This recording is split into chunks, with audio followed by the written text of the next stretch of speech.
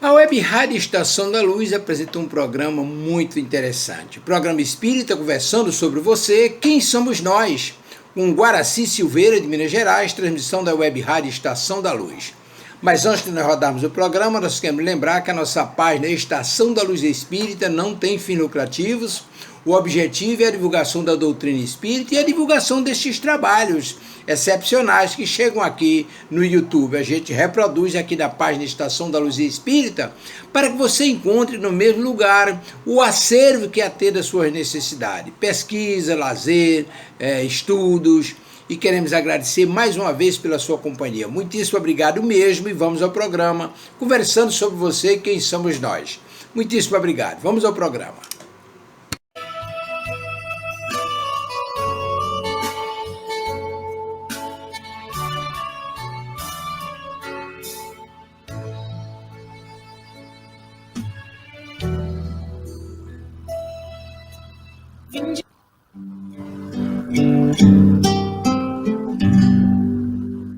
Pai nosso, que estais no céu, santificado seja o vosso nome. Venha a nós o vosso reino, seja feita a vossa vontade, assim na terra como no céu, assim na terra como no céu. O pão nosso de cada dia dai-nos hoje, ó Senhor.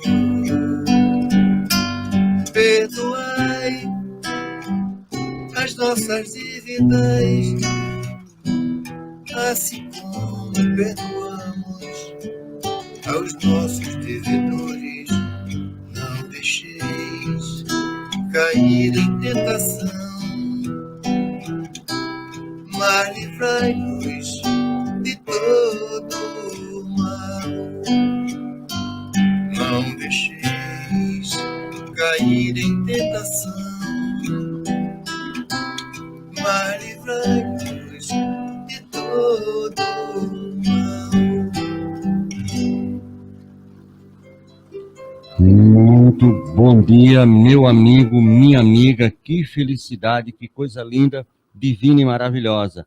E é um momento ímpar aqui para a nossa web rádio Estação da Luz, a sua rádio que emana paz aqui de Natal para todo o planeta Terra. Porque quem está aí do meu lado, como todo mundo pode ver, é o meu irmão e amigo Guaraci Silveira, lá de Juiz de Fora, Minas Gerais. Mais outro bom mineiro aqui conosco na rádio, que a partir de agora, toda sexta-feira, 10h10, temos um compromisso com o Guaraci no seu programa, conversando sobre você, sobre eu, sobre ele. E aí eu quero agradecer e dar as boas-vindas de toda a equipe da Web Rádio, por você que faz hoje parte da nossa família aqui da Web Rádio Estação da Luz aqui de Natal. Muito obrigado, Deus que lhe pague e lhe cubra de bênção e que você tenha a intuição dos bons espíritos para começar hoje com maravilhas trazendo para nós. Muito obrigado, meu amigo. Muito bom dia, meu amigo Guaraci. Que maravilha você estar aqui com a gente. Valeu, meu querido. Bom dia, Tavares. Bom dia, ouvintes da Web Rádio Estação da Luz.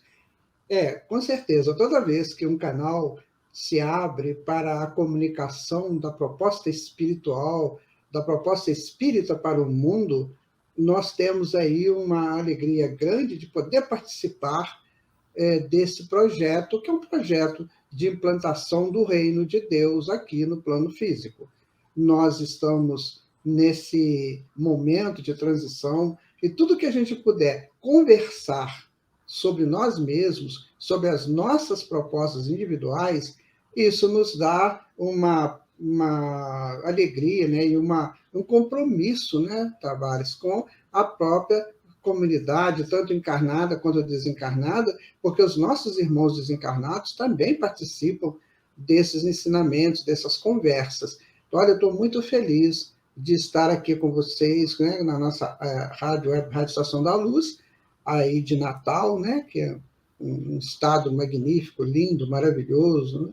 E vamos, então, né, para o nosso trabalho, que a gente possa ser útil. Já de antemão, eu digo para os nossos ouvintes, as nossas ouvintes, que você pode interagir conosco. Com certeza, a sua interação vai vivificar esse programa, esse encontro. Provavelmente, né, e futuramente, nós vamos trazer aqui alguns convidados que vão conversar conosco, pessoas que têm, né, uma vivência, uma experiência para complementar aquele trabalho que a gente pretende fazer. Não é, Tavares? Muito bem, meu amigo. E aí nós temos, no caso, você queira interagir, fazendo com alguma pergunta, alguma solicitação, alguma orientação, nós temos o próprio Facebook e YouTube da rádio, você pode participar, e tem o WhatsApp, 849-8185-3100, ou 84, que é o código aqui de Natal, Rio Grande do Norte, 988-17-5598. Você pode fazer a sua pergunta, pode digitar ou mesmo de voz para a gente.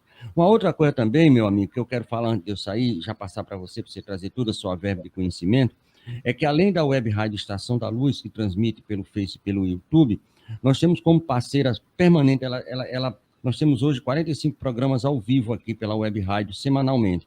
E a Coromandel Espírita, aí de Minas Gerais, aí perto de você, do amigo Hernande, retransmite essa nossa programação.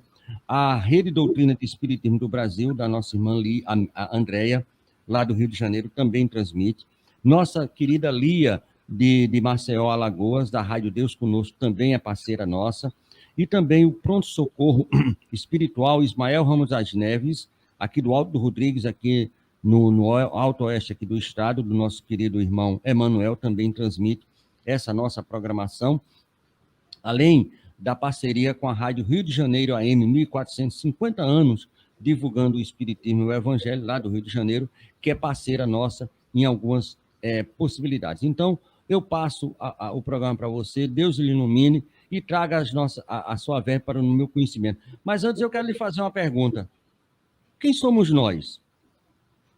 Quem somos nós, né, Tavares? Essa é a grande questão, né? Olha, não tão longe assim, eu estava lendo uma matéria, né, do Steve Hawking, já desencarnado, e aí ele estava conversando com os filósofos, sabe? Então, os filósofos estavam querendo entrar ali na área científica, né, da qual ele era um mestre, e aí eles perguntaram, estavam querendo falar sobre questões, né, da ciência, da física quântica, das questões que o Steven trabalhava, principalmente questão de espaço-tempo, universo, enfim. E aí o Steven falou assim para eles, olha, filósofos, tentem vocês responder a questão magna da humanidade e que até agora está sem resposta. Então, qual é essa questão? E Steve coloca, quem somos nós? Era a pergunta que Steve Hawking, o grande cientista, né, ele tinha uma doença chamada ELA, que era degenerativa, e ele vivia, né, numa cadeira de rodas e já não falava mais, a comunicação dele era pelo computador. Então, a pergunta de um grande cientista do século passado, né, quem somos nós? Essa é a grande pergunta. Houve um grupo de pessoas que, mais ou menos em 2005, eles lançaram um livro, né, chamado assim, Quem Somos Nós? Eram cineastas, eram físicos, pesquisadores, né? William Hartnett, por exemplo, a Beth Chase e o Mark Vicente, eles queriam saber quem somos nós. Quem somos nós? Então, dentro dessa pergunta é que nós vamos basear o nosso estudo, o nosso programa de hoje. Eu conto com a sua interação, você pode conversar conosco, fazendo suas perguntas, né, e agregando, né, trabalhos, valores também ao nosso programa. Então, eu vou colocar para vocês um questionamento do cientista, né, daquele que estava em busca dessa resposta. Então, ele diz assim, eu descobri que fico particularmente estimulado ao perceber de repente que não tenho a resposta para alguma coisa. É como chegar à beira de um precipício em minha mente. Nesse espaço do nada ou do não saber, tem um sentimento intenso de expectativa. A razão da excitação é ter chegado ao limite do que sei e perceber que muito em breve surgirá na minha cabeça um entendimento espantoso que não existe dentro de mim no instante anterior. Então virá um imenso aprendi recentemente que um estimula os centros de prazer do cérebro. Então, evidentemente, eu sou viciado nessa sensação. Então, o que Mark coloca aqui é que nós estamos sempre na busca de algo diferente, de algo novo, de algo que estimule o nosso cérebro. Quando os neurocientistas trabalham essa questão de neurônios, de sinapses e de formação de redes neurais, que provavelmente formarão cadeias da memória, então ele vai dizer o seguinte, que o nosso cérebro, ele normalmente, ele é escuro. Normalmente, nas nossas ações diárias, ele é escuro. Ele só ilumina quando a gente fala, ou seja, entendi alguma coisa. Ou uma coisa nova surgiu dentro dos meus conceitos e dentro das minhas apropriações de conhecimento e, possivelmente, de valores. Então, esse momento mágico do, isso, entendi isso. Isso é dessa maneira. Aí o cérebro ilumina. E quando o cérebro ilumina, ele vai criar redes neurais novas, que vão colocar, né, dentro ali do complexo neural. Vejam vocês, que coisa interessante. Nós temos em torno de 400 bilhões de bytes em nosso cérebro. E nós utilizamos apenas 2.000 bytes. Há uma diferença muito grande. Há uma necessidade muito grande de sempre apropriarmos coisas novas, coisas que tragam para nós algo de diferente. Nós, certa feita, conversando esse assunto com um grupo de pessoas, então eles me pediram, fala para a gente uma coisa prática disso. Eu falei, olha, uma coisa bem simples. A pessoa está acostumada a ir ao supermercado, ao mercado, fazer suas compras. E ele vai sempre naquele mercado, ele já conhece onde ficam as gôndolas, né, onde ficam os produtos, então ele já vai direto, vai naqueles corredores e já vai achando tudo que ele quer. Então, o cérebro não ilumina, porque ele já acha tudo. Eu quero fruta, eu vou na seção de hortifruti, eu quero material de limpeza, né? Enfim, está tudo guardadinho no cérebro, ele te encaminha para aqueles locais. Aí o que acontece? Muda de mercado, aquele que você não conhece, que você não tem hábito de ir. Aí você vai ver tudo novo, você vai ter que procurar, vai ter que pesquisar, vai ter que achar, aí você está iluminando o seu cérebro. E aí, o que vai acontecer?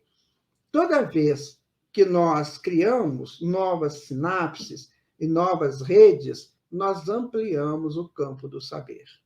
E, para questões muito complexas, se nós tivermos um acanhado conhecimento, pode ser de imediato, de respostas imediatas, ou de respostas mnemônicas, então isso tudo vai ser muito mais difícil. Então, questões complexas. Quem somos nós? Bom, é evidente que o homem ele tem um conjunto muito grande de crenças. E foi isso que o fez homem. Quando nós saímos lá daquele passado do primitivismo, há cerca de 2,5 milhões de anos atrás, nós tínhamos uma percepção muito acanhada, né, das coisas que o mundo me oferecia. Então, eu não sabia ainda manufaturar quase nada. Então, eu venho desse passado bem acanhado. Depois eu fui melhorando aqui, melhorando ali, mas observe-se que de 2,5 milhões de anos para cá, até hoje, o tempo é muito pouco, se contando que nós somos seres imortais. Então, se nós somos seres imortais e o reino de Deus está dentro de nós, como nos disse o Mestre Jesus, então nós temos o infinito para conquistar o reino que está dentro de nós. E esse reino começa a ser conquistado em parcelas, como diz Emmanuel, né? Em pequenas e pequenas coisas. Olha, se eu tenho o conhecimento mnemônico, se eu tenho o conhecimento de superfície ainda um pouco limitado, então, dentro das minhas crenças que me sustentaram, na minha vida, como Freud coloca, né? Os totens, os tabus, isso tudo foi utilizado para sustentar o espírito naqueles primeiros momentos. É como aquele bebê que nasce, ele fica pegando na tua mão, ele fica pegando brinquedos para se sustentar em alguma coisa concreta. Então, os totens e os tabus, muito embora sejam abstratos, mas se tornavam concretos dentro da mentalidade primitiva. Então, eu tenho um totem, eu tenho uma divindade, uma representação da divindade que me sustenta. E aí cada tribo, né, cada cultura, criava essa sustentação de divindade. Agora, se eu tenho os tabus, né, que são os ensinamentos tribais, olha, isso tem que ser desse jeito, porque se não for assim, você vai perder a sua proteção aqui. Então, eram as regras, eram os tabus. E nós viemos trabalhando de regras, de totens e tabus, por muito tempo. Isso provavelmente foi dando uma mexida mais assim acelerada já no final do Neandertal, há cerca de 150 mil anos atrás, que é um tempo mínimo. Aí chegou o Homo sapiens. O Homo sapiens ele faz uma coisa que é uma ruptura desse passado histórico primitivo, que é quando ele entende que aquela caverna que ele usava como habitação, ele pode levar aquela caverna para onde ele quiser. Ele não precisa ficar preso naquele local, preso àquela caverna, que às vezes ele não saía porque não sabia se encontrar outra caverna.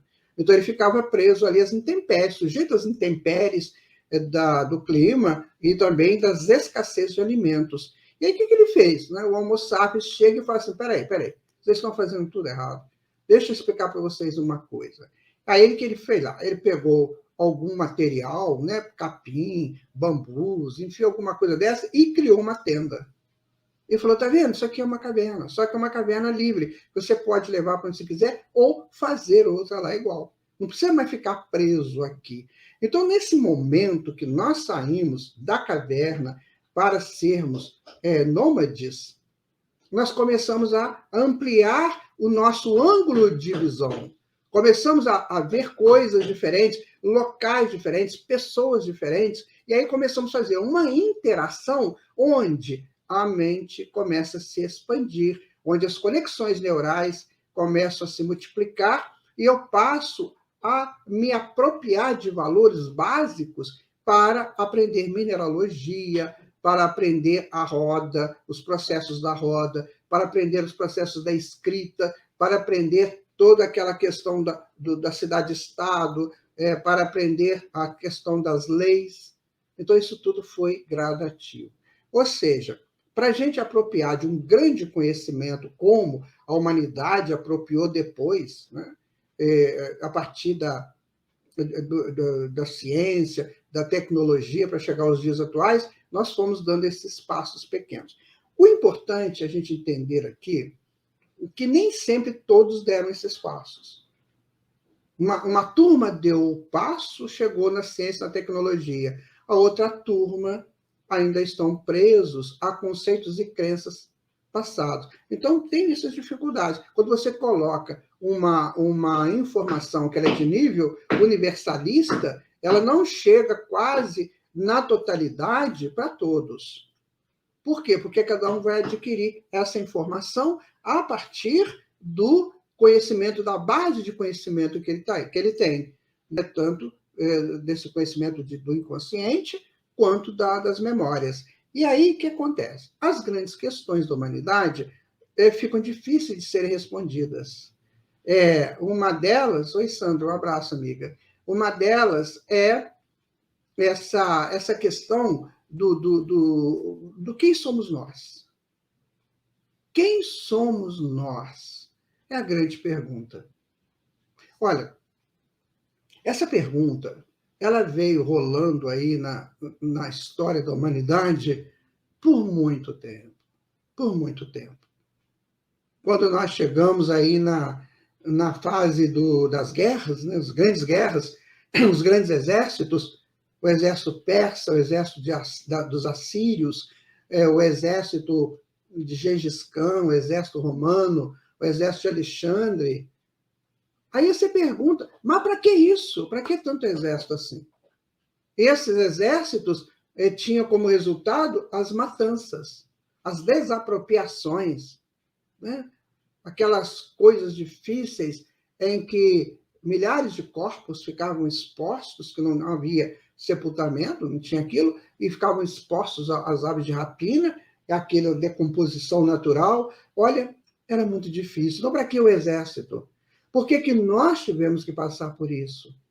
Vamos pegar lá no Totem e no Tabu. A gente tinha as regras de tribo. A gente tinha os deuses que nos sustentavam psicologicamente. Mas agora eu precisava sair para as minhas conquistas. E dentro dessas minhas conquistas, eu precisava de duas coisas básicas para que eu me formasse num pesquisador excelente, que é a hierarquia e a disciplina. Se nós não tivermos isso conosco, provavelmente nós teremos imensas dificuldades para entender a razão da vida, a razão disso, a razão daquilo. Os exércitos nos ensinaram isso. Disciplina e hierarquia.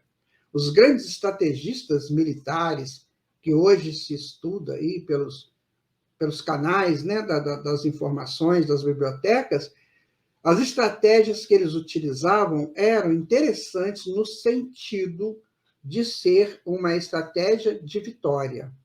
Então, você não se lançava, né, assim, de qualquer maneira, no campo de batalha. Você tinha estratégias. E aquilo disciplinava a mente. Então, a razão das guerras, segundo quando a gente estuda isso na história, ela está muito ligada a isso. Teve uma história, tem um caso muito interessante que aconteceu às portas da cidade de Jerusalém, que foi na Terceira Cruzada, né? Então, a Jerusalém já estava arrasada, não tinha mais como defender a cidade. E o exército de Saladino, que era o exército muçulmano, árabe, ele estava chegando, ele ia invadir a cidade. E não tinha como deter a invasão do Saladino, do líder dos árabes. E aí o que acontece? Dentre aqueles vencidos de Jerusalém, surge um rapaz. Ele assume a liderança daquela situação de Jerusalém. O que ele faz? Ele pensa, olha, não temos como vencê-los. Não temos. Então, nós temos que fazer um acordo. E, sem querer, né, ou sabendo ou não, aquele moço estava usando a estratégia oferecida por Jesus.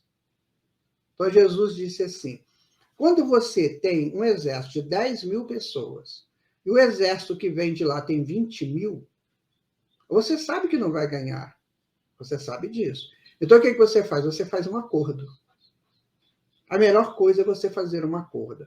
Aquele jovem de Jerusalém, sabendo ou não, se era cristão ou não, mas fez isso. Ele chega ali na porta, sai da cidade e está o exército para invadir Jerusalém, então ele chama para o Saladino. E Saladino, então, vem, os dois se encontram, e o líder de Jerusalém falou para Saladino, olha, não temos condições de vencê-los, não existe essa possibilidade. Isso está morto. Vocês vão invadir, sim, vocês vão tomar a cidade. Eu só peço uma coisa, salve as crianças, as mulheres e os idosos. Sejam compassivos para com eles. A cidade vai ser de vocês. Mas sejam compassivos. Ou seja, ele propôs aquele acordo que Jesus falou lá na parábola, se não me engano, parábola da torre.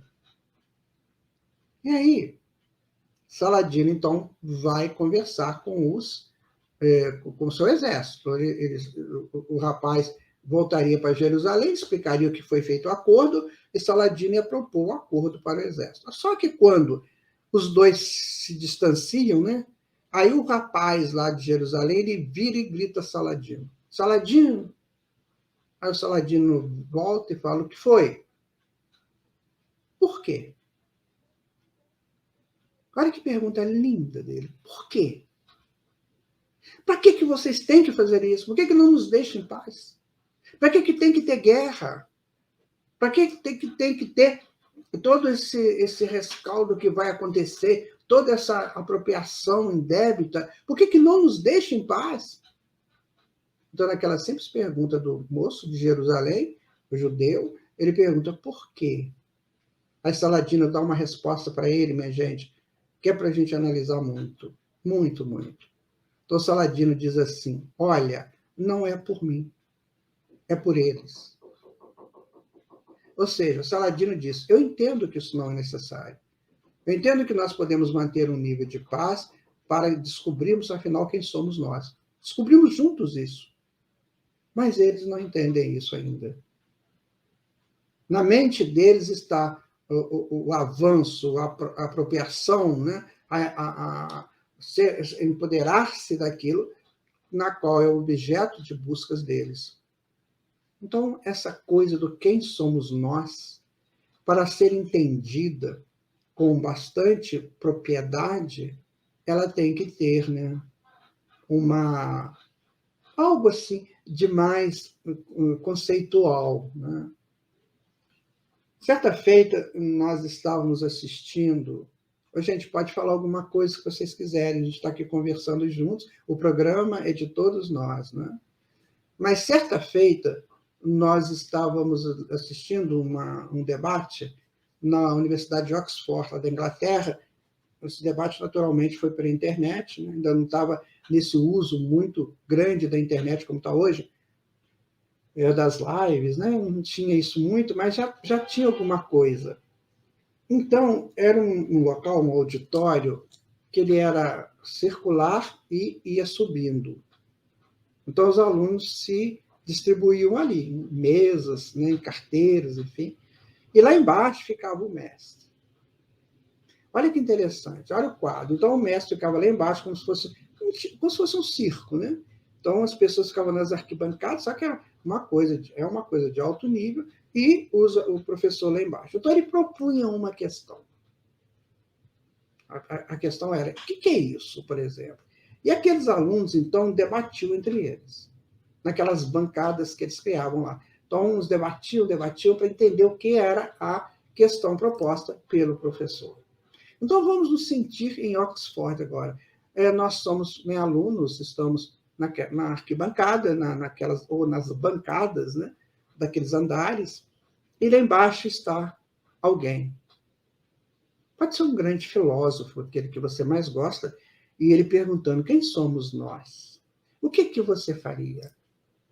Provavelmente, o debate ajudaria muito, mas se esse debate não estivesse embasado em vivências anteriores, a resposta seria muito difícil. Então, quando nós estudamos reencarnação, e nós saímos desse contexto do eu acredito ou não acredito, que é um contexto muito vazio, é muito simples esse contexto. Eu acredito ou eu não acredito. Isso faz parte de uma expressão de sopro do inconsciente. É como se ele soprasse, fizesse um sopro para apagar uma vela que está incomodando. Então, ele sopra, eu não acredito, eu acho que é isso. É o achismo, eu sopro para apagar uma vela da qual ele não tem noção do que seja aquela vela. Então, ele grita, eu acho que é isso. Porque esse acho, ele está embasado no conjunto de crenças dele, que foi muito importante naquele tempo que ele adquiriu aquelas crenças. Não é? É como uma criança, ela precisa da mamadeira, ela precisa da fralda, precisa do bico, às vezes, né? Precisa daqueles materiais concretos, dos móveis, dos brinquedos, enfim, para ela se firmar no concreto. Mas depois ela cresce. E quando ela cresce, ela não quer nem saber, a não ser objetos transacionais, ou seja, aquele cobertorzinho que ela não larga a vida inteira, né? Aquele bichinho que ela não larga, mas fora isso, ela quer se libertar daquele passado dela de infantilidade. Então, ela vira adolescente, ou ele vira adolescente, o que eles querem? Eles querem avançar para o mundo dos adultos.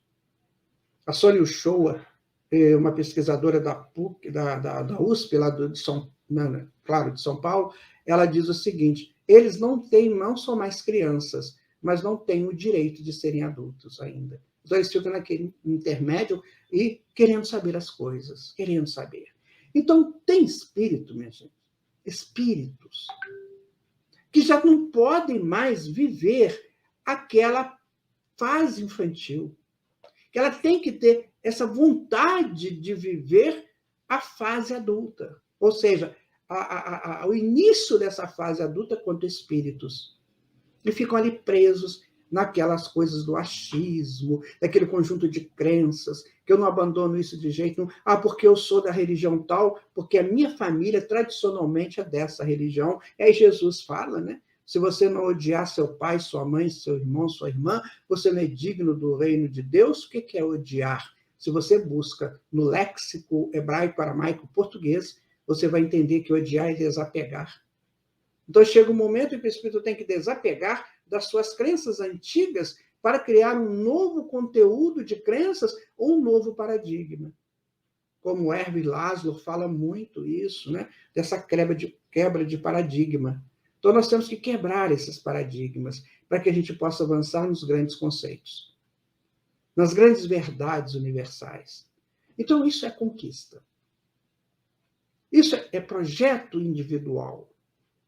Isso é projeto que Deus colocou em cada filho, em cada espírito que ele criou, dentro do seu, né, da sua condição arquetípica de crescimento individual. Então, isso é próprio de cada um. E isso é que faz com que os espíritos, em determinado momento, abandonem a infância para uma fase bem mais avançada, bem mais complexa do seu existir. Aí ele vai crescendo, vai crescendo. Quando nós analisamos toda essa história da humanidade, né, em que nós chegamos no 18 de abril de 1857, em Paris, a gente fica analisando, né? Tinha que ter uma base. Senão aquela maravilha que estava sendo entregue para a humanidade, chamado Livro dos Espíritos, não teria repercussão nenhuma. Se não tivesse feito aquela base, aquela modificação de paradigmas em um grupo qualquer de pessoas. E, provavelmente, na época, a Terra tinha aí alguns milhares, né? Não sei se chegava a bilhões de habitantes aqui. Mas ali tinha que ser entregue para grupos. E aí, sabiamente, a espiritualidade mandou com Kardec um grupo desses, né, grandes líderes nas suas áreas, Charles Richer, William Crookes, César Lombroso, Leon Denis, o Camille Flammarion, Victor Hugo, o Sardou, né? Victorien Sardou e o Chorovsky, enfim, uma turma para que replicasse aquela quebra de paradigma que vinha pelo Livro dos Espíritos. E aí, quando aqueles homens, aquelas mulheres de média informação pegavam aquele livro, ele consultava a ciência da época, consultava o filósofo, consultava o educador. Isso é verdade? E aí esses educadores, esses filósofos, cientistas, começavam a pesquisar, vamos ver isso aqui, e começavam a ver o eixo básico do amor. Qual que é o eixo básico do amor? É a lógica e a justiça. Então, o amor, ele gira em torno de um eixo, que é a lógica e a justiça. Então, essas pessoas, sabedores disso, vivenciando aquilo, já traziam aquilo na alma, aí eles começaram a trabalhar a lógica, e a lógica comprovava. Agora, para se chegar à lógica, é preciso cálculos, não é isso? A lógica, você precisa saber fazer cálculos, você precisa medir o incomensurável, vamos dizer assim, para que você entenda o que é essa lógica. Então, essa lógica tinha que ter, essa informação tinha que ter a base na lógica e na justiça.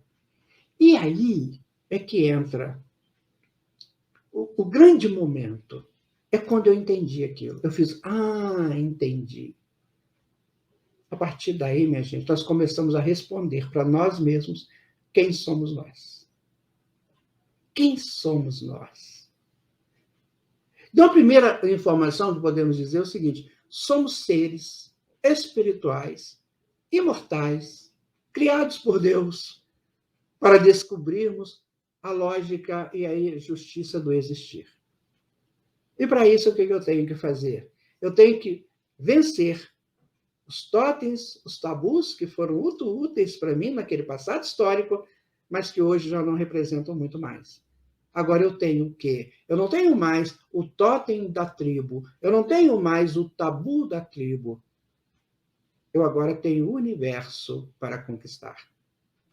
Então, antigamente, quando eu olhava para o universo, eu via aquele monte de estrelas, eu achava que eram pequenas bolas de cristais que estavam penduradas de alguma forma, e de vez em quando caía uma, que era uma estrela cadente. Então, eu ia lá, pegava aquele meteorito e trabalhava aquilo ali, para mim era um totem também. Aí eu olhava para aquela coisa linda da Via Láctea, e eu supunha que a Via Láctea era um caminho por onde transitavam os deuses. Os deuses transitam nesse caminho que tem aí. E aí eu dava a esses deuses o nome de deuses uranianos. E agora não. Agora eu já sei o que significam essas estrelas, o que significa isso. E agora a coisa mais interessante, eu tenho que conquistar isso. Porque isso está dentro de mim. Então, quem eu sou? Eu sou essa criatura criada por Deus, em busca da perfeição, como disse Jesus, ser de perfeitos. E aí eu tenho que trilhar o meu caminho de ascensão. Então, essa é uma grande descoberta. Eu sou isso. Tem alguma pergunta? Se alguém quiser colocar aí, por favor. Então, eu sou isso. Pode colocar, então, porque a gente já vai colocando as respostas.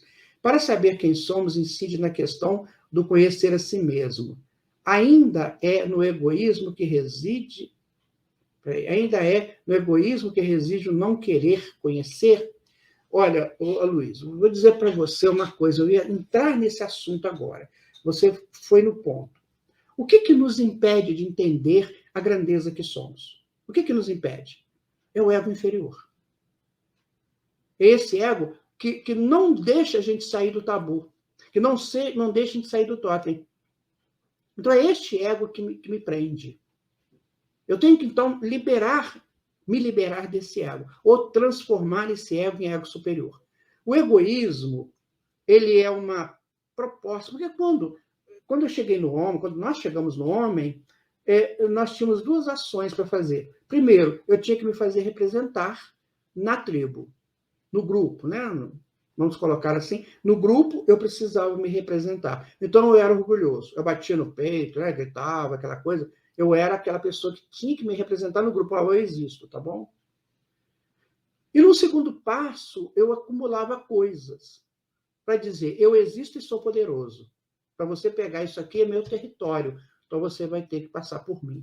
Então o egoísmo foi por ali. Então orgulho e egoísmo, eles nasceram como uma proposta de representação do espírito, naquele processo ali do grupo. Então, eu me represento assim. E nós fomos cultuando isso. Depois, quando chegamos um pouquinho antes da cidade-estado, né, já trabalhando na agricultura, e as caças também, as pescas, então eu entendi, as pessoas entenderam que não precisava ir todo dia para caçar e para pescar. Ele fazia um curralzinho lá e botava a caça dele lá, a pesca, e ali ele tinha alimentos para muitos dias. Então ele começou a produzir riquezas. Depois ele foi trabalhando outras riquezas, como o sol, que foi muito importante, né? E foi trabalhando as outras riquezas, que são as agricultura. Então ele se torna o quê? Fechado naquilo que ele possuía. E isso alimentou o egoísmo, ou seja, é meu, ninguém toma. Então, como diz Emmanuel, a pessoa ficou fechada na casca escura do eu. Agora ele tem que se soltar dessa casca escura. Como que ele se solta? Doando o que for possível doar, que a gente chama de caridade. Então, toda vez que eu pratico um ato de doação incondicional, não estou doando porque eu estou pensando que vou receber na frente, eu estou doando incondicionalmente, então eu tiro uma cerquinha, eu tiro um galinho que está impedindo o crescimento do self, que é o crescimento da centelha. Então, a caridade é que vai me salvar. Por isso que no Evangelho segundo o Espiritismo está fora da caridade não há salvação. Porque eu vou me liberar do egoísmo, eu vou me liberar de tudo aquilo. E o self, que é a centelha que somos, ele está pulsando. Então agora ele vai pulsar mais livremente. Por isso que eu vou encontrar a verdade. que Jesus proclamou, né? Conhecereis a verdade vos libertará. Então, nós precisamos nos libertar desse egoísmo, dessa coisa de achar que eu tenho que ter isso, que eu tenho que, né, que ter muitas casas. Tem gente que fala assim, quer ver, o Aloysio, tem gente que fala assim, ó, eu tenho 5 filhos, né? Então eu vou construir 5 apartamentos, um para cada filho. E aí ele luta uma vida, às vezes vive uma vida inteira de lutas para construir os 5 apartamentos. Aí ele desencarna, é natural. E aí os filhos vão lá e vendem aquilo tudo, então não querem nem saber. Eu conheço um caso assim, sabe, Aloysio? Que um dos filhos vendeu o apartamento todo para jogar. Ele era um jogador, né? Aquele viciado mesmo em jogos, né? E aí ele vendeu todo o apartamento que o pai construiu para ele, né? Naquela coisa do fechar-se para os filhos, e o filho, então, diz para o pai dele, entre metáforas, né? Eu não quero isso, eu quero uma outra vida. Então, assim, na hora que nós libertarmos do egoísmo, nós vamos nos libertar do orgulho. Né? E libertando desses dois, a gente acha a caridade e a humildade. Daí que você vai entender o que Jesus falou, né? Bem-aventurados os pobres de espíritos, porque esses verão o reino dos céus. Ou seja, só depois que eu libertar dessas amarras que estão colocadas em mim, por mim, é que eu vou começar a pensar no reino dos céus. Então, hoje, quando nós buscamos essa pergunta, a resposta para essa pergunta, quem somos nós, a gente tem logo uma resposta, né?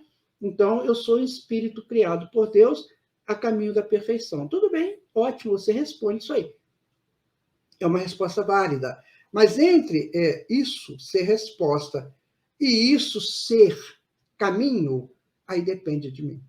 Depende do meu conhecimento, depende das minhas propostas, do que eu quero fazer na vida. Outra pergunta pode colocar, por favor. Os muitos conhecimentos podem facilitar ou complicar essa eterna avaliação? A Hilda Farias de Ponta Negra. Ô, Hilda, você tem o nome da minha mãe, que já desencarnou um tempão. Que bom falar contigo. Tá? Os muitos conhecimentos podem facilitar? Não. Claro que eles vão facilitar. O perigo do conhecimento, sabe, Hilda, é quando eu ponho a minha dose no conhecimento de uma coisa imprópria para aquele conhecimento. Né? Então, por exemplo, vou dar um exemplo para vocês. Que eu conheço que se eu fizer uma receita, né? A receita já é comprovada, né? Fica legal o que eu estou fazendo. Aí eu vou lá e ponho umas pitadas disso, umas pitadas daquilo, aí eu posso perturbar a receita. Aí pode não dar certo. Então, o conhecimento em si é o que nós precisamos. Agora, é isso, sabe, Hilda? Todo conhecimento deve estar pautado na lógica e na justiça. Todo conhecimento. Vamos guardar isso conosco. Todo conhecimento tem que ter como ponto de excelência a lógica e a justiça. Porque aí eu vou trabalhando. Então, por exemplo, eu posso entrar na sala com Einstein. Ele vai dar uma aula. Aí ele começa a fazer aqueles montes de equações, né? Que aqui ficou tradicional, ficou icônico aí na história da humanidade. Ele faz aqueles montes de equações, então eu não estou entendendo absolutamente nada daquilo. Nada. Mas dentro de mim, eu entendo que aquilo é lógico e é justo. Senão um homem daquela envergadura não iria fazer isso. Então eu começo a aprender por percepções. Então eu percebo, aquilo é lógico e é justo. Porque depois ele vai explicar. Depois que você fizer todas essas equações, você vai chegar a esse resultado. Aí o resultado me sustenta na busca que eu tenho que fazer depois. Então, adquirir conhecimento, geralmente, primeiro você começa por perceber aquilo que está sendo proposto para você. Então, Hilda, veja bem, ninguém ensina nada a ninguém. Professor nenhum ensina nada a alunos. Sabe por quê? Porque, como diz Platão, nós só reaprendemos, nós só lembramos, porque está tudo dentro de nós. Todo conhecimento, todo o reino de Deus, toda a lógica, toda a justiça já está dentro de nós. É uma herança que recebemos de Deus quando Ele nos criou. Então, o que eu tenho que fazer? Eu tenho que ser estimulado a desenvolver essa lógica, essa justiça dentro de mim. Então, o professor me estimula isso. O educador me estimula. Ele pode passar para mim uma questão qualquer do conhecimento, se eu não tiver interesse. Para mim, não vai valer nada. Porque eu não linkei o estímulo com a ação. Então, eu aprendo lá uma coisa nova, eu tenho que ter a ação do querer, da vontade, da boa vontade, que está na questão 909 do Livro dos Espíritos. Eu tenho que ter essa boa vontade, né, para aprender e para me apropriar daquele conhecimento. Aí o conhecimento fica maravilhoso. Fora isso, eu vou colocando meias verdades. O Carlos Drummond de Andrade tem um poema chamado Meia Verdade, que é sensacional, né? Então, dizia que a porta da verdade estava aberta, mas só passava por ela meia pessoa de cada vez. Então, cada pessoa pegava só a meia verdade. É o que acontece muito. Então, no final, ele vai falar que isso estava relacionado à miopia, à ilusão, né? Ao capricho de cada um. Então, se eu usar o conhecimento com miopia, ilusão e capricho, vai complicar. Eu vou passar pela porta da verdade, mas só pegando a meia-verdade. Porque a outra é capricho, ilusão e miopia. Ou seja, eu aprendo uma coisa, então que eu faça as equações, né, para chegar à lógica e justiça daquilo. Aí o conhecimento é amplo. Aí eu estou feito no conhecimento. E a gente vai adquirindo esses conhecimentos. Vou dar um exemplo para vocês. Alguém de vocês aí pode me dizer por que tem corrente marítima? Para que isso? Né? Para fazer os piracemas, as migrações dos peixes. Ó. Mas os peixes não podiam nadar? Pela força deles mesmo, pela impulsão deles, pelas frequências deles? Para que tem que ter corrente marítima? Eu digo para você. O negócio é tão complexo que tem espíritos técnicos para fazer isso aqui no mundo, para promover a corrente marítima. Sabe esse volteio das nuvens, né? Tem espíritos técnicos gabaritados para isso. Tem espíritos técnicos só numa determinada classe de insetos. Outros dos répteis, outros dos batráquios, e assim sucessivamente. Ou seja, o conhecimento é infinito. Agora, para eu começar a querer entender conhecimento mesmo da verdade, eu tenho que ter uma apropriação da boa vontade. Qual é a pergunta, por favor? Então, entendeu, Hildo? Não sei se eu te respondi, mas o conhecimento precisa de ter esse aval nosso. Então, chegou o conhecimento, eu tenho que ter o aval do conhecimento. Se é o esquecimento do passado, isso não é um sinal que por agora não podemos ainda nos conhecer? Não. O esquecimento do passado é o contrário, Osilda. Pelo contrário, ele nos torna mais soberanos. Se você pegar lá no Livro dos Espíritos, nas questões 330 por aí, você vai ver isso, que o esquecimento do passado nos torna soberanos. Eu vou te explicar por quê. Quando nós renascemos, nós não a gente não chega aqui apropriados, né, de todo o conhecimento que nós já adquirimos, dos milhares e milhares de anos que a gente já viveu, milhões de anos. Mas a gente vem com aquilo que necessita para aquela encarnação, aquilo é liberado.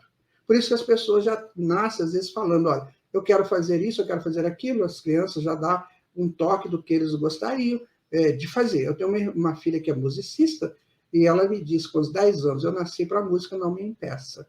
Então, quer dizer, você já vem com aquilo. O esquecimento torna a pessoa soberana naquilo que ele vai fazer naquela encarnação.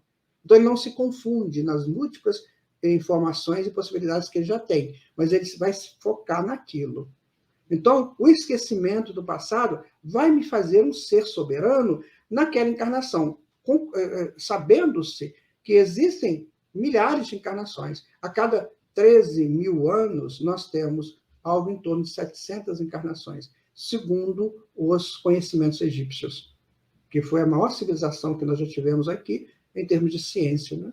Então, a cada 13 mil anos, que é uma fase da precessão dos equinócios, nós temos em torno de 700 encarnações. Isso com mais os interstícios no mundo espiritual e com mais os milhares, né, de milhares de anos que nós já vivemos, o que vai acontecer? Nós temos muito conhecimento arquivado. Então, a gente não pode, numa encarnação, vir com esse volume todo, porque vem muita coisa que não estava certo, a gente entendeu errado, então a gente vai agora conscientemente arrumando isso. Então, nessa encarnação, digamos, eu nasci para ser padeiro, por exemplo. Então, eu vou focar na padaria. Agora, só que a padaria, minha gente, não é só lugar de buscar coisas gostosas, não. Para se fazer coisas gostosas, lá, saborosas, tem que ter ciência. Não é? Tem que ter a ciência de fazer o pão, tem que ter a ciência de fazer o doce, de fazer o salgado, tem que ter toda a ciência. Então, ali, naquele local que a gente acha que é simples, você tem um laboratório científico. Assim se tornam os grandes confeiteiros. Então, nós não pensamos nisso. Né? A gente não pensa que para chegar alguma coisa para nosso alimento, aquilo já passou por várias etapas, por várias pessoas que trabalharam. Então, as encarnações, ela me focaliza naquele ponto. O meu foco agora é esse, e eu vou aproveitar esse foco. Se você não respondi vocês, Hilda, por favor, pode falar. Então, minha gente, vejam que interessante. Aprendemos com a doutrina espírita que nós somos, olha só, quanta coisa que nós somos. Nós somos imortais, não é? Nós temos uma capacidade psíquica que a gente ainda não domina, que nós aqui traduzimos pelo nome de mediunidade. Mediunidade nada mais é do que uma prática dessa apropriação psíquica do futuro, a comunicação psíquica, que nós vamos poder comunicar com todas as galáxias do universo só pelo pensamento. A luz caminha 300 mil quilômetros por segundo, né? Assim, sabe quanto caminha o pensamento? 8 milhões e 100 mil quilômetros por segundo. Esse é o pensamento mais simples, segundo os egípcios também, naquelas grandes escolas do Egito. Olha a diferença, a luz 300 mil quilômetros por segundo. O pensamento, 8 milhões e 100 mil quilômetros por segundo. Dá para a gente pensar, né? Dá para a gente dar uma parada e falar, peraí. Como é que eu consigo fazer isso? Praticando hoje, no momento que nós estamos, entendendo mediunidade. Essa transmissão psíquica. Então, nós temos essa capacidade já atuando nesse presente. Então, quando você dá um passe, você escreve um livro, psicografa, né, uma coisa dessa aí, você usa a mediunidade, você não está fazendo para ninguém, você está fazendo para você. Você está se capacitando para esse projeto futuro. Então, nós somos imortais, temos esse projeto esplêndido da comunicação psíquica, nós somos seres que usamos dos períodos reencarnatórios, das existências no corpo físico, para apropriarmos de informações novas, vencermos aquilo que foi deficitário, aquilo que não ficou legal, né? Aí nós vamos vencendo isso através das reencarnações. E aí tem uma quarta coisa, que é o mundo que nós temos que construir, que é essa pluralidade de mundos habitados. Há uma amostragem que diz que no nosso universo, hoje conhecido, e olha que nós temos só conhecimento de 4% do universo. Né? Então, nesse 4% de universo conhecido, existem em torno de 77 trilhões de estrelas, de sóis, né? De estrelas. Vocês já imaginaram o que é 77 trilhões? É o número 7 mais 21 zeros. E provavelmente de planetas, em torno de 210, 7 trilhões de planetas. Já imaginaram o caminho que nós temos que percorrer?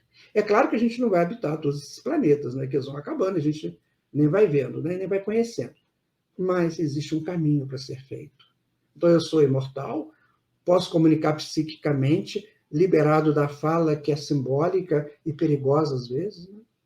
Eu tenho o projeto reencarnatório, ou seja, o projeto dinâmico da vida nesse momento que eu preciso de reencarnações. Depois eu me libero das reencarnações, eu tenho um mundo, tenho um universo para conquistar.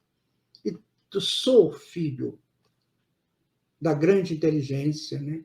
Daquilo de onde tudo promana, que é Deus. E aí eu ainda entendo mais uma coisinha, que por eu ser uma pessoa que já tenho livre-arbítrio, eu tenho que cumprir a lei de causa e efeito, ou seja, tudo é consequencial. O que eu faço, eu recebo. E aqui nesse mundo grandão que a gente mora, nós temos Jesus. como grande mestre, como grande líder, que veio pessoalmente nos trazer as lições. Olha o que nós somos. É pouco? Não, é muita coisa. Mas tem que trabalhar o lado espiritual de tudo isso. Bom dia, querido Guaraci. Excelente tema para minha reflexão. Que ótimo, minha irmã. Qual é a pergunta que tem aí no ar? Oi, Alvanira. Um abraço, minha irmã. Qual é a pergunta? Qual o melhor caminho a traçar para começar esse conhecimento sobre nós? Vinícius Alcântara. Ô, Vinícius, eu vou dizer para você uma coisa, tá? O primeiro caminho é você entender de humildade. Não é que você vai se humilhar, não é isso, não. Vamos imaginar que a pessoa seja um PhD de alguma área. Então, ele é um PhD, mas ele se sente, né, o máximo naquilo. Ele só sabe uma coisinha, ele só sabe um nicho só. Então, o que a gente tem que fazer? Ficar simples, olha, simples para ver o reino de Deus, como disse Jesus. Segunda coisa, amar a Deus sobre todas as coisas e ao próximo como a nós mesmos. Aí você começa a pensar, espera aí, eu sou um ser que existe. Eu tenho uma história guardada no meu inconsciente que é milenar. Eu tenho projetos que estão aí guardados no inconsciente para eu realizar no futuro. Vamos imaginar que numa daquelas encarnações antigas, eu estava fazendo um trabalho muito interessante, mas eu desencarno e não concluo o trabalho. E agora ele fica como um projeto em mim. Então eu tenho essa chance de concluir esse projeto. Mas a humildade, ela vai me colocar naquele ponto de sintonia com os espíritos superiores que vão me ajudar. Então a humildade, ela vai me capacitar a entrar em contato com os espíritos superiores. Então, se eu tenho um grande projeto para realizar e eu faço a minha oração, faço a minha progressão, né, espiritual, eu entro em sintonia com esses espíritos. Então, eles vão ou me ajudar ou eu vou entrar na sintonia e vou desenvolver o projeto. Então, é preciso que a gente comece com humildade em todos os setores. Essa humildade de você saber, como diz Sócrates, né? E quanto mais eu sei que nada sei. Então, começa com essa humildade ativa, dinâmica e nunca passiva. Tá? Essa humildade que te leva a entender assim, olha, dentre tudo que Deus criou, dentre tudo que Ele fez e faz, um dia Ele me fez. Um dia Ele me criou. Então, eu sou um projeto de uma fração qualquer de tempo, se é que Deus usa tempo, que ele não usa tempo, ele é o eterno presente, mas dentro daquele eterno presente dele, um daqueles segundinhos, né, ele me criou. Então, isso já é o máximo. Isso, para mim, já é o representativo que eu necessito para trabalhar, né, essa minha integração com o Pai. Então, a humildade de integrar-se com o Pai. Aí começa tudo, sabe? Aí a coisa começa a acontecer em nós. Quando nós começamos a fazer isso. Né? Onde estou, por que estou, com quem estou, como estou, onde vou fazer o quê? Aí essas perguntas começam a pular, né, em nossas mentes para a gente buscar respostas. Aí começa o projeto do autoconhecimento. Aí eu já sei quem eu sou. Então eu sou o filho arquetipo de Deus, porque o filho arquetípico, ele não tem sexo, né? O espírito não tem sexo. Então eu sou o arquétipo principal. Agora ele subdivide, né, em masculino e feminino. Quando vou renascer, eu preciso trabalhar pontos, né, essências. Não só renascer, mas enquanto eu estiver nesse projeto evolutivo caracterizado pelo homem, eu tenho que ter as duas forças, né? A masculina e a feminina, yin e yang, e para eu poder começar a me adaptar, a crescer, apropriar dos meus valores. Então, Deus nos cria arquetípicos, ou seja, o espírito, na sua totalidade, uma sementinha, né? Um grãozinho de mostarda que a gente vai crescendo, crescendo, crescendo. E aí a gente vai apropriando das coisas. Agora, os prazeres do mundo nos encantaram, né? Durante milhares de anos. Muito, muito, muito. Agora eu preciso fazer uma correlação entre os prazeres do mundo e aquilo que eu posso adquirir no momento em que eu me abro para a grandeza da vida como um todo, representada aí pela beleza do universo. Então, gente, somos essas pessoas. Nosso programa, Conversando com Você, nós vamos cada vez falar um pouco sobre o que nós somos, né? Quem, na verdade, estamos, né? Porque nós somos e estamos, né? Nós somos esse projeto arquetípico de Deus e estamos atualmente no homem. O homem é uma fase deste crescimento arquetípico. Daqui a pouco, vamos sair do homem, nós vamos para outra hierarquia. Mas, por hora, é o homem. E o homem, quem é o homem? Aquele recém-saído do primitivos, da animalidade, em busca de um outro momento hierárquico. E aí nós somos essas pessoas. Muitas vezes somos ego inferior, muitas vezes somos ego superior, e a gente tem que saber lidar com os dois. O nosso programa pretende ser esse estudo, né, de como eu lido com os meus egos, como eu lido com o meu inconsciente, com os meus complexos, com a consciência, o que é a consciência, o que são os nichos mentais, né, o que são os vícios, as virtudes, é o que nós pretendemos conversar aqui. Então, no próximo estudo, na próxima sexta-feira, às 10h10 da manhã, nós vamos estudar, nós colocamos o título de Pé no Caminho. Então, nesse primeiro momento, esse primeiro encontro, nós colocamos quem somos nós. Agora vamos botar o pezinho no caminho. E como que eu dou o primeiro passo? Qual é o primeiro passo que eu dou a partir do conhecimento de quem eu sou? É isso que nós vamos trabalhar no nosso próximo encontro, né? Nosso irmão Tavares, né, está aqui conosco, está terminando o nosso encontro de hoje, né, Tavares? E ainda tem mais alguma pergunta, amigo?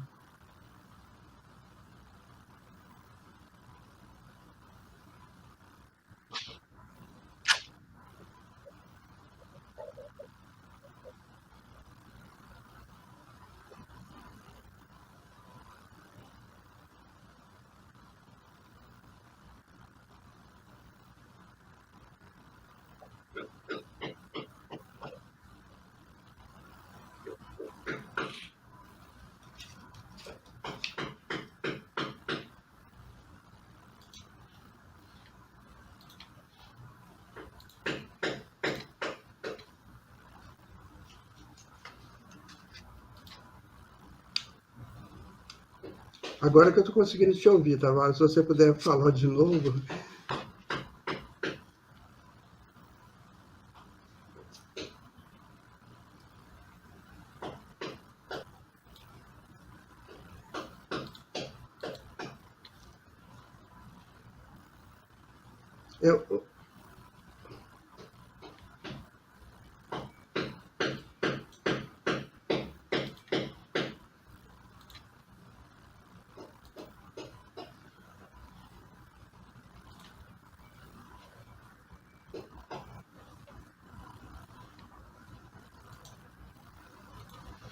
Está conseguindo me ouvir? Agora, nesse minuto, eu consegui. Então nós estamos com um probleminha técnico aqui, pronto. Então vamos começar tudo de novo. Aí perdoa, pessoal, quem estava com problema técnico aqui, eu vou falar de novo, começar. Então, primeiro, agradecer a você a possibilidade de você ter feito esse programa conosco, fantástico. Então, na próxima semana, o Pé no Caminho fica mais fácil da gente conseguir colocar depois desse conhecimento. E aí, eu quero agradecer a Renata, que mandou um bom dia para você, a Sandra também, né? Deve ser de Minas Gerais, a Alvanira... minha amiga aqui, nós fazemos trabalho juntos aqui também. Então maravilha. A Alvanira, lá do Paraná, que é a responsável por tudo isso. O Benilton, lá do Piauí, em Teresina, ele faz um trabalho fantástico de assistência e promoção social, um negócio assim de... Você fica com lágrimas nos olhos, né? Parabéns, Benilton, parabéns. O Grupo Espírita, não sei de onde é, mas muito obrigado. É do Rio de Janeiro, o Greve, é lá do Rio de Janeiro, de Jacarepaguá. São amigos nossos, nós fazemos um trabalho bem interessante. Eles são um grupo de pessoas, Tavares, extremamente comprometidas com a nossa doutrina. Maravilha. Aí a Livramento e o Gerard, lá de Poitiers, na França. Um abraço para Livramento, né? Aqui é uma companheira nossa de longas datas, uma grande incentivadora, né? Aí fica gravado isso aqui no nosso canal do YouTube. Estação da Luz Tavares, fica gravado, certo? Muito bem, eu sei que está sem áudio, mas a gente já consertou, né? Então, aí é o setor Flora da Vida, a Silvia. Muito obrigado a todos esses que participaram. Muito obrigado a você. E eu quero aqui falar um pouquinho da programação da nossa web rádio, que a gente sempre faz no final.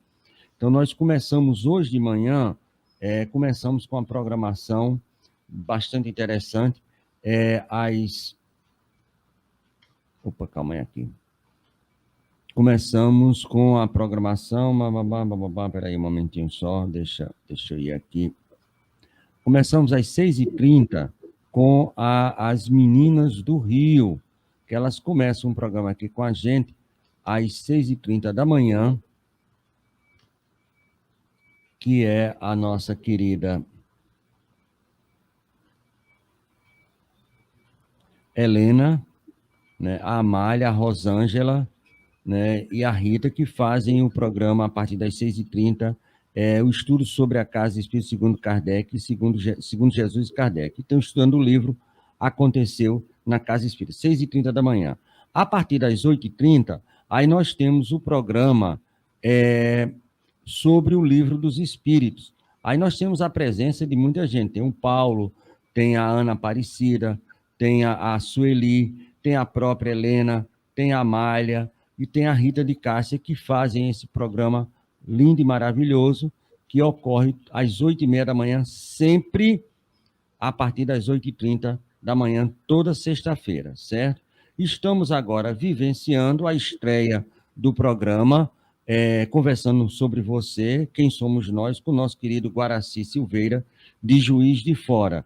Então, uma estreia fantástica.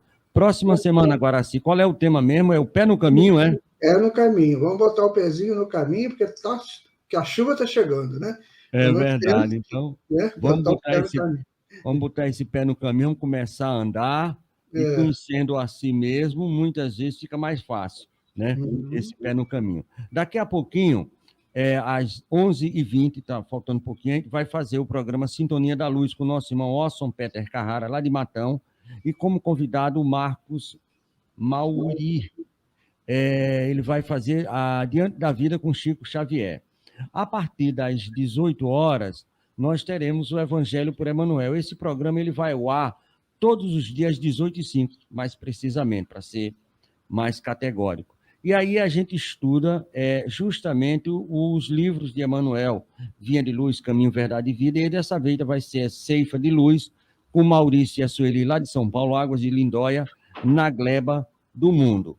A partir das 19 horas, nós voltamos para Minas Gerais, né? Mas não para Juiz de Fora, para Divinópolis, com meu amigo Vicente Cardoso, que vai fazer o estudo do Livro dos Médiuns, abrangência e conteúdo, e ele está aí naquele primeiro capítulo, A Espírito e Origem dos Espíritos. A partir das 20h30, nós fazemos o programa, nós não, o nosso querido Enzo Obama, com toda a sua equipe. Enzo Obama é lá do Paraná, lá de Cascavel, com a Mauri, com a própria Alvanira, com o Casal 2000, Sr. Dona Irã e Dona Meire, o Carlos e a Cláudia do Japão, a Rosilane e a Ana e o Reni, fazem um programa dialogando com Allan Kardec, esmiuçando os textos desconhecidos. Na realidade, nós estamos estudando a viagem espírita de Kardec de 1862. Só que nessa sexta-feira a gente vai fazer um tema extra, é Jesus e a imortalidade. E a partir das 23h45, nós temos o Espiritismo Madrugada Dentro. Ele vai das 23h45 até as 6 horas do sábado. Mas não se preocupe que não é ao vivo. São esses programas da semana que foram gravados e que a gente repassa durante a madrugada. E todos aqueles que queiram assistir os outros programas, é só aí no nosso canal Estação da Luz Tavares, tem no Face, tem no YouTube, já fica gravadinho e vocês podem acompanhar. Fora aquele pessoal, a Livramento mandou mais abraços e beijinhos, né? E a Sandra Esté também disse muito obrigado aí a você por todos esses conhecimentos. Meu amigo Guaraci, muito obrigado pela oportunidade de você poder permitir que a gente aqui da Web Rádio divulgasse a nossa programação dentro do seu programa. E sexta-feira, 10h10, a gente vai estudar o quê, menino? Ao vivo aqui, né? O pé no caminho. Na Web Rádio Estação da Luz, na próxima sexta-feira, dia 10, né, de dezembro, com Pé no Caminho, conversando com você, Pé no Caminho. Muito obrigado, né, a você, Tavares, a toda a equipe da rádio e a todos aqueles que estiveram conosco. Meu abraço fraterno. E vamos estudar, minha gente, vamos, porque precisamos conhecer para fazer bem, né? Isso é que é importante.